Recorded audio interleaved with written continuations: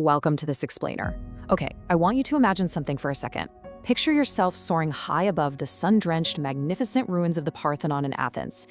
Down below, we crack open this dusty, leather-bound book, and its pages are just filled with beautiful, sweeping, handwritten script. Today, we're going on a seriously thrilling journey through time to uncover something quite marvelous. We're going to explore the echoes of ancient Greece and discover how this incredible world of gods, heroes, and brilliant thinkers is actually still completely alive in the very words you and I speak every single day. So let me ask you a question. Are you secretly speaking like an ancient time traveler? Well, the truth is, you absolutely are. Every single time you describe a clever new invention, a terrifying power, or even just a really deep feeling, you're often using the dramatic 3,000-year-old language forged by the ancient Greeks. You see, they didn't just build incredible cities. They built this vivid, dramatic way of communicating that has literally survived for millennia. Part 1. From the battlefield to the skies. We're starting our journey in the mortal realm, looking at how ancient battlefields and early science literally shaped the modern words we use all the time.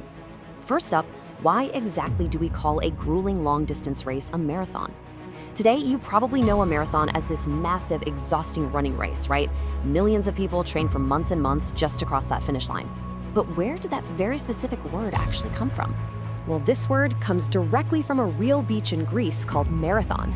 Back in the year 490 BC, a massive Persian army landed right on that beach, fully intending to conquer Athens.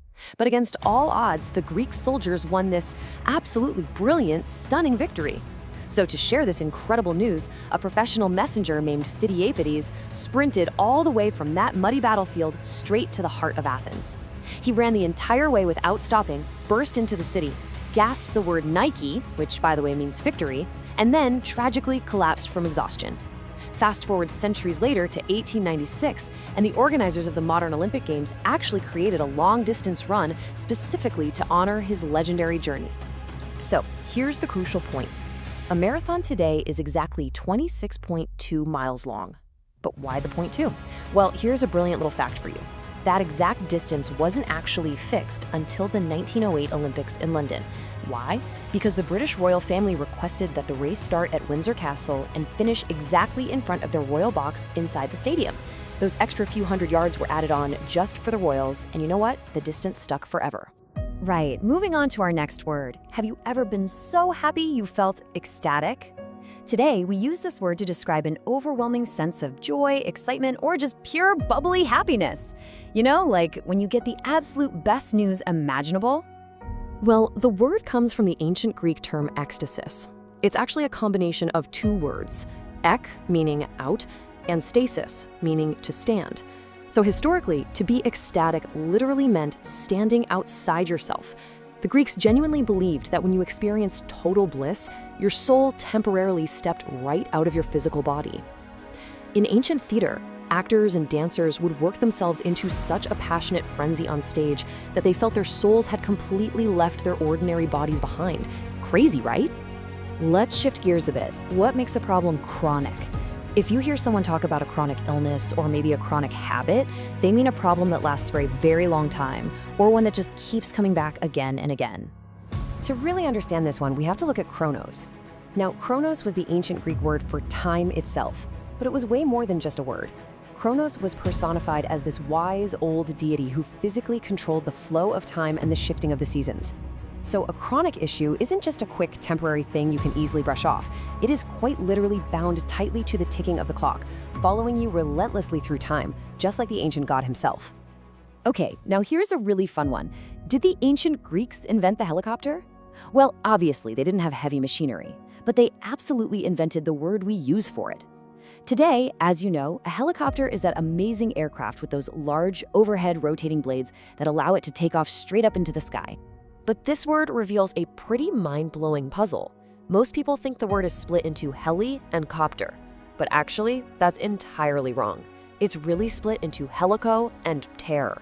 Helix means a spiral, or something that turns, and pteron, that means wing, exactly like the flying dinosaur, the pterodactyl. So when you say helicopter, you are literally speaking ancient Greek for a spiral wing machine. How brilliant is that? Part 2. The realm of myths and monsters. So leaving the mortal world behind, we are now plunging into the ancient mythic realm, a place of giant gods, terrifying underworlds, and incredibly powerful magic. Our first stop in this mythic realm poses a question. What makes something truly titanic? Today, if we call someone a titan, we mean they have exceptional strength or intellect. And if an event or an object is titanic, it's absolutely enormous, monumental, and just impossible to ignore. Long before Zeus threw his thunderbolts from Mount Olympus, Greek mythology tells us that a race of giant, incredibly powerful gods called the Titans ruled the cosmos. They were these primeval forces of nature, massive and totally unstoppable. They fought a catastrophic 10-year war against Zeus that literally shook the universe. Now, what's so fascinating is that this myth of absolute giant dominance is exactly why the famous 1912 passenger ship was named the RMS Titanic. It was designed to be the largest, most dominant, supposedly unsinkable structure ever built by human hands, a true giant of the seas, just like the ancient gods it was named after. Next up, how do dreams help us morph? Today, to morph into something means to smoothly change your shape or form. And, relatedly, morphine is a very powerful medical painkiller used in hospitals to help people sleep and recover from injuries. But did you know both of these words come directly from Morpheus, the ancient Greek god of dreams? Morpheus had a very special job. He flew through the night on these silent wings, entering human dreams to deliver messages from the gods. But to do this convincingly, he had to constantly alter his appearance. He was transforming, or morphing, into different people so perfectly that he could fool anyone in their sleep. Because his dream world brought such deep peace and took away pain, 19th century scientists actually named the sleep-inducing medicine morphine entirely in his honor. Now for something just a bit spookier. Would you ever swim in Stygian waters? If you're reading a book and the author describes a cave or a forest as Stygian, they mean it is completely dark, gloomy, shadowy, and just utterly forbidding. And this paints an incredibly vivid and honestly terrifying picture. In ancient Greek stories, when someone died, their soul had to travel down into the underworld.